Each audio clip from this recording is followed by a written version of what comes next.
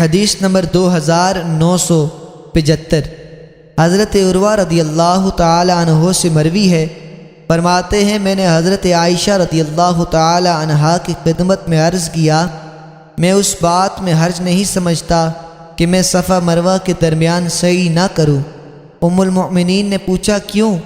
میں نے عرض کیا اس لیے کہ اللہ تعالیٰ نے فرمایا بے شک صفا اور مروہ اللہ تعالیٰ کی نشانیوں میں سے ہیں، آخر تک۔ ام المؤمنین نے فرمایا اگر بات اس طرح ہوتی جس طرح تم کہہ رہے ہو تو یوں ہوتا، بس اس پر حرج نہیں کہ وہ ان کے درمیان سعی نہ کرے۔